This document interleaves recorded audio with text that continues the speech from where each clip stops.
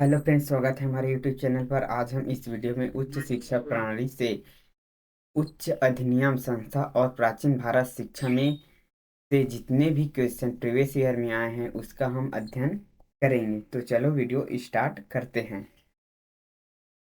पहला है, कोई दीपक जब स्वयं नहीं जल रहा है को कैसे जला सकता है? कथन। यह कथन शिक्षा शीर्षक पुस्तक से है। निम्नलिखित में से इस पुस्तक के लेखक कौन है? तो यह पुस्तक के लेखक हैं वह रविंद्रनाथ टैगोर हैं। इस पुस्तक के लेखक रविंद्रनाथ टैगोर हैं।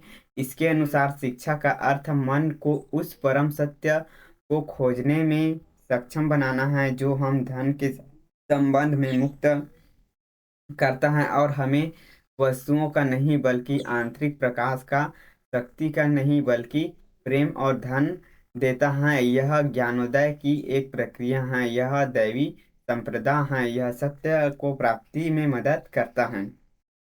कथन ये है, प्राचीन भारत तक शिक्षा पर मंदिरों और गुरुकुलों में प्रदान की जाती हैं।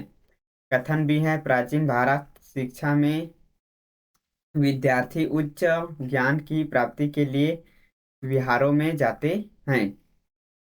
तो इसमें कथन एक है और कथन दो है, यह दोनों कथन है वह सही हो जाएगा। फिर अगला प्रश्न है, जुआंग झांग और आई क्विंग निम्नलिखित में से किस विश्वविद्यालय में आए थे? तो यह नालंदा विश्वविद्यालय में जुआंग झांग और आई क्विंग नालंदा विश्वविद्यालय में आए थे। जुआंग झांग एक प्रसिद्ध चीनी बौद्ध भिक्षु था। यह हर्षवर्धन के शासनकाल में भारत आया था। वह भारत में 15 वर्षों तक रहा। तक में सीयूकी में अपनी यात्रा तथा तत्कालीन भारत के विवरण को दिया। इसके वर्णन में हर्षकालीन भारत और सामाजिक, आर्थिक, धार्मिक तथा सांस्कृतिक व्यवस्था का परिचय मिलता है। फिर अगला प्रश्न है, निम्नलिखित में किसकी 7 मार्च 1835 को भारत गवर्नर जनरल ब्लेटनेक्स द्वारा जारी किए गए आवश्यकता आदेश के माध्यम से आधिकारिक रूप से भारत में अंग्रेजी शिक्षा प्रणाली लागू कराने का पूर्ण श्रेय दिया? तो यह थॉमस बेविंगटन मैकाले के द्वारा यह दिया गया। थॉमस बेविंगटन मैकाले को 7 मार्च 1835 को भारत के गवर्नर जनरल बेटिनेक द्वारा जारी किए गए आवश्यक आदेश के माध्यम से आधिकारिक रूप से भारत में अंग्रेजी शिक्षा शासन प्रणाली लागू करने का पूर्ण गया। वर्ष 1835 में लॉर्ड थॉमस बैडमिंटन मैकाले ने अपनी प्रसिद्ध स्मरण पत्र गवर्नर जनरल की प्रसिद्ध परिषद में के समक्ष प्रस्तुत किया, जिसे लॉर्ड विलियम बेंटिक ने स्वीकार करते हुए अंग्रेजी शिक्षा अधिनियम 1855 को पारित कर दिया। अगला प्रश्न है, प्राचीन साहित्यिक रचना जैसे ब्रह्म बाणभट्ट की कंदबरी में कितनी कलाओं का ज्ञान अच्छी शिक्षा के रूप में बताया? तो यह 64 कलाओं का ज्ञान अच्छी शिक्षा के रूप में बताया, जिसमें इंजीनियरिंग, चिकित्सा, गणित, विज्ञान और कई अन्य विषयों भी शामिल हैं। अगला है, निम्नलिखित में से किसके विचार इस विचार को प्रत्यायित किया है कि चरित्र के बिना ज्ञान पाप है? तो यह कहा गया है, महात्मा गांधी के अनुसार काम के बिना धन, आत्मा के बिना सुख और मानवता के बिना विज्ञान, चरित्र के बिना ज्ञान, के सिद्धांत के बिना राजनीति, नैतिकता के बिना व्यापार और त्याग के बिना पूजा, ये सब धनधोर पाप की श्रेणी में आते हैं। अगला प्रश्न है, भारत के निम्नलिखित में किस विश्वविद्यालय ने पहली बार लड़कियों के लिए विश्वविद्यालय की सभी परीक्षा प्रारंभ की थी? तो यह कलकत्ता विश्वविद्यालय ने पहली बार 1877 में लड़कियों के लिए विश्वविद्यालय की सभी परीक्षाएं प्रारंभ की थी। इसके पश्चात बम्बई विश्वविद्यालय ने 1863 1883 में इस व्यवस्था को लागू किया। चंद्रमुखी वासु व कंदिबनी बसु भारत के प्रथम महिला स्नातक थी, लेकिन आयोग की ओर से प्राप्त उत्तर कुंजी के अनुसार विकल्प डी बॉम्बे विश्वविद्यालय का सही उत्तर बनाया गया है।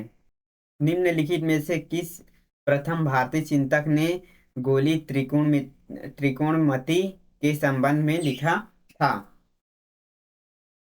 तो यह भास्कराचार्य ने लिखा था। भास्कराचार्य भास्कर द्वितीय प्रथम भारतीय चिंतक थे। इन्होंने गोली त्रिकोणमिति के संबंध में सर्वप्रथम लिखा था। आर्यभट्ट एक गणितज्ञ और खगोल शास्त्रज्ञ के रूप में प्रसिद्ध हुए। आर्यभट्ट द्वारा रचित आर्यभट्ट सिद्धांत द्वारा मुख्य रूप से भारत के उत्तर पश्चिम व इस्लामी खगोल विज्ञान के विकास में गहरा प्रभाव पड़ा। अगला प्रश्न है, निम्नलिखित में से किस प्राचीन भारतीय में सिद्ध नागार्जुन के साथ नागार्जुन के समय के ब्राह्मण और बौद्ध धर्म दोनों अधिगम पीठ के रूप में प्रसिद्ध प्राप्त की? तो यह श्री धान्य कटक विश्वविद्यालय ने सिद्ध नागार्जुन के समय ब्राह्मण और बौद्ध धर्म दोनों के अधिगम पीठ के रूप में प्रसिद्ध प्राप्त की। नागार्जुन भारतीय बौद्ध भिक्षुक दार्शनिक और अधिगम के मत के संस्थापक थे। नागार्जुन शून्यवाद के प्रख्यात बौद्ध आचार्य थे। नालंदा विश्वविद्यालय दक्षिण एशिया का सबसे प्रसिद्ध विश्वविद्यालय था। इस विश्वविद्यालय में हेंग सांग ने भी शिक्षा ग्रहण किया था। अगला प्रश्न है, सूची मिलान। व्यक्तिपरकता के विकास के माध्यम में आत्म शिक्षा, यह मारिया मेटोरसी। उसके बाद है एकीकृत शिक्षा, यह श्री अरविंदो। मानव मस्तिष्क के रूप में रूपांतरित करने वाले शिक्षा, यह जे कृष्णमूर्ति। फिर मौलिक शिक्षा, यह महात्मा गांधी इसके प्रतिपादक थे। अगला प्रश्न है, भारत में प्राचीन काल में उच्च विकास करने वाले उल्लेखीय विश्वविद्यालय कहाँ स्थित हैं? तो यह विश्वविद्यालय है तक्षशिला, विक्रमशिला, जगदल्ला, उदंतपुरी और नालंदा। ये आंसर है वह करेक्ट हो जाएगा। जो भारत के प्राचीन काल में उच्च विकास करने वाले विश्वविद्यालयों में 5वीं शताब्दी के पूर्वार्ध में गुप्त शासक कुमार गुप्त द्वारा निर्मित नालंदा विश्वविद्यालय 775 से 800 ईस्वी के मध्य पाल शासन धर्मपाल द्वारा निर्मित विक्रमशिला विश्वविद्यालय है तथा 8वीं शताब्दी के उत्तरार्ध में पाल शासक गोपाल द्वारा निर्मित उदंतपुरी विश्वविद्यालय प्रमुख थे। यह विश्वविद्यालय बौद्ध शिक्षा के बड़े व प्रमुख केंद्र थे।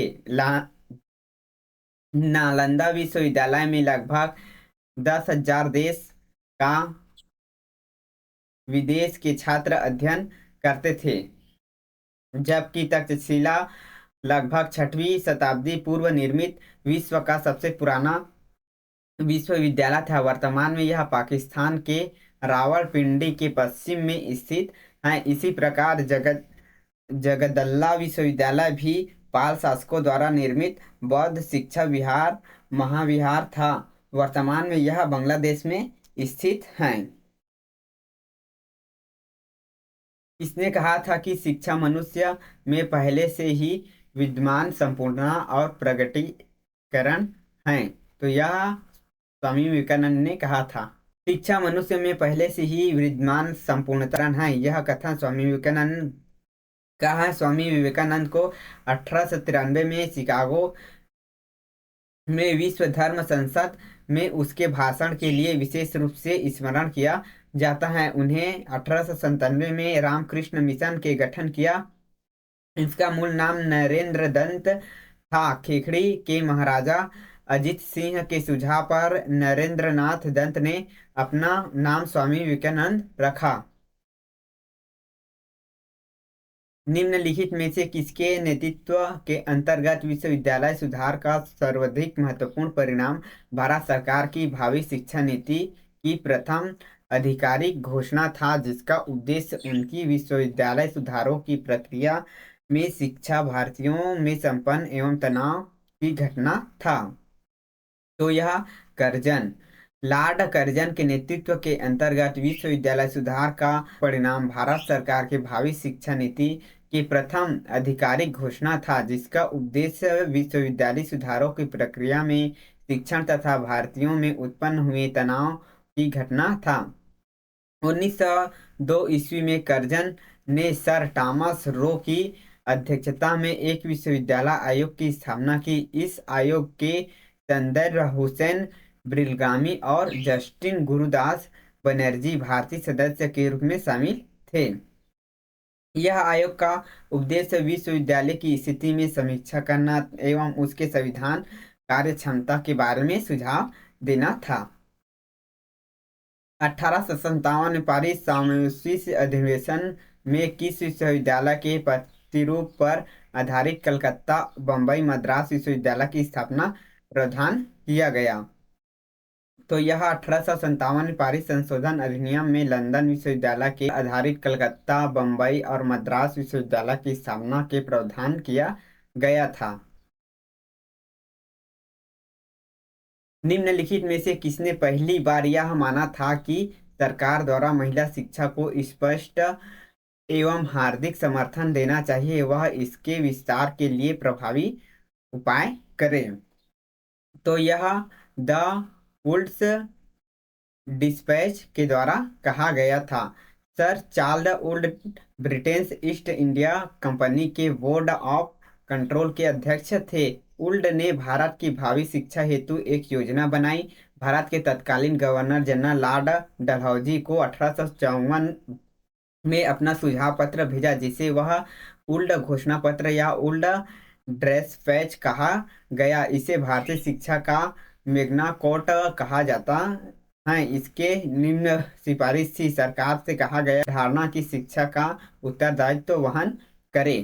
अगला प्रश्न है, निम्नलिखित में से किस शैक्षणिक संस्था ने पहली बार महिलाओं के लिए कॉलेज की कक्षाएं प्रारंभ की?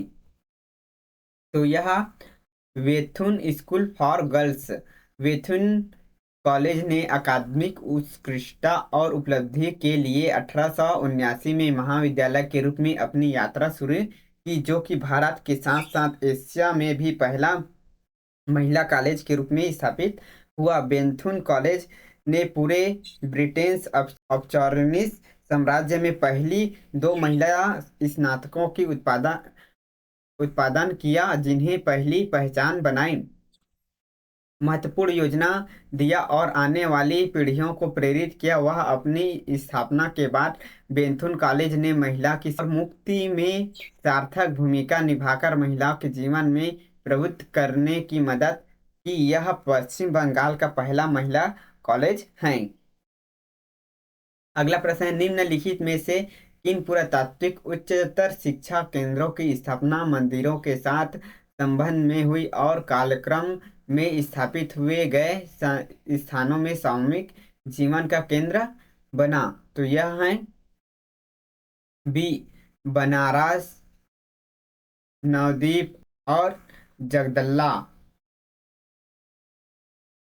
बनारस, नवद्वीप तथा काशी जैसे पुरातत्व उच्चतर शिक्षा केंद्र की स्थापना मंदिरों के साथ साथ संबंध में हुई और कालक्रम में स्थापित किए गए स्थानों पर सामुदायिक जीवन के केंद्र बना।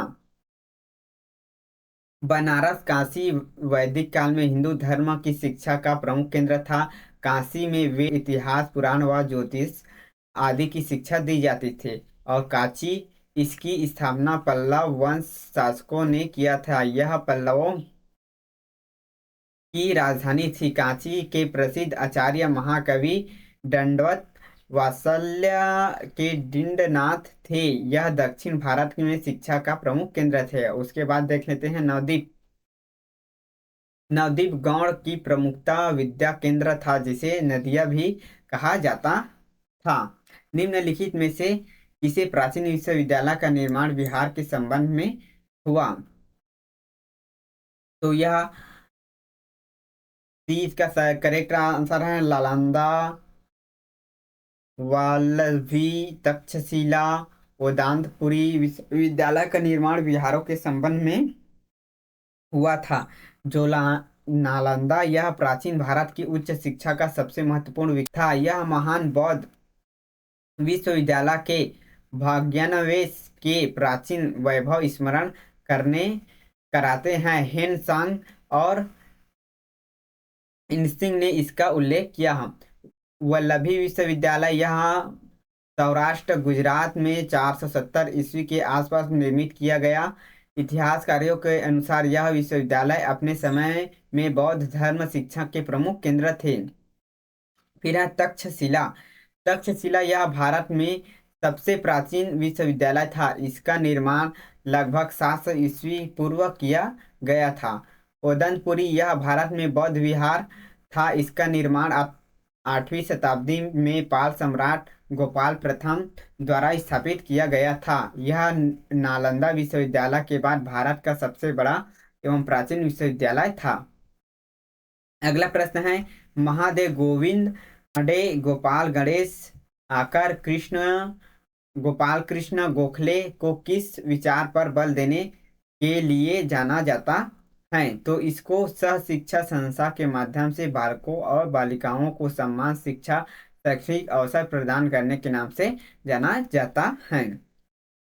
फिर अगला प्रश्न है, प्राचीन भारतीय शिक्षा पद्धति अधिगमकर्ताओं को निम्नलिखित वृत्तिगत क्षेत्र में प्रशिक्षण प्रदान किया गया है। तो यह संस्थापत्य, पशुपालन, कृषि और डेयरी, इसमें इसको शिक्षा प्रदान किया गया है। चाणक्य ने अर्थशास्त्र की रचना कहाँ की थी? तो यह तक्षशिला में की थी। तक्षशिला निम्नलिखित में से किस प्रकार करने का प्रमुख केंद्र था? तो तक्षशिला है वह चिकित्सा शास्त्र और शल्य चिकित्सा प्रदान करने वाले प्रमुख केंद्र था। तक्षशिला लगभग 10,500 छात्रों ने अध्ययन करते थे। तक्षशिला में 10,500 छात्र अध्ययन करते थे। लगभग 2,000 शिक्षक पढ़ाते थे। छात्र भारत के अंदर और बाहर मिस्र, ईरान, ग्रीस, सीरिया, तुर्की, चीन से आए थे। शिक्षकों द्वारा ली गई परीक्षा उत्तीर्ण करने के बाद छात्रों को विश्वविद्यालय में प्रवेश दिया जाता था।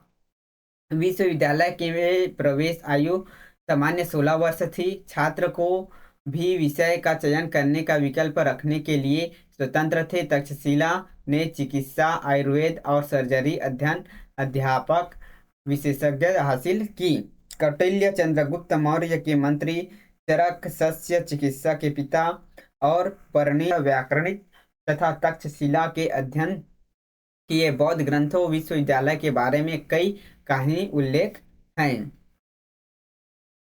अगला प्रश्न है, प्रसिद्ध व्याकरणविद परणी ने निम्नलिखित किस स्थान पर शिक्षा ग्रहण की? तो यह तक्षशिला पर शिक्षा ग्रहण की।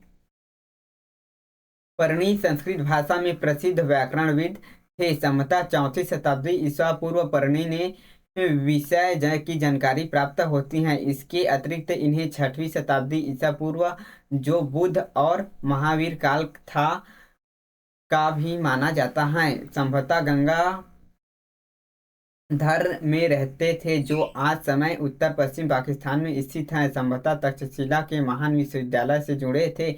तक्षशिला विश्वविद्यालय से शिक्षा ग्रहण की थी।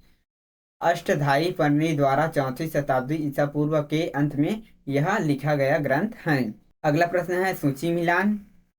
तर्कशास्त्र है वह अश्वनीशिकी है। निर्वचन है वह मीमांसा और व्यक्ति विज्ञान है वह निरूक्त। कर्मकांड है वह कल्प के इसका प्राचीन नाम है। फिर है कथन कौन से सही है उसको देखना है। कथन पहला है, प्राचीन भारत में शिक्षा की केवल औपचारिक पद्धति विद्यमान है थी।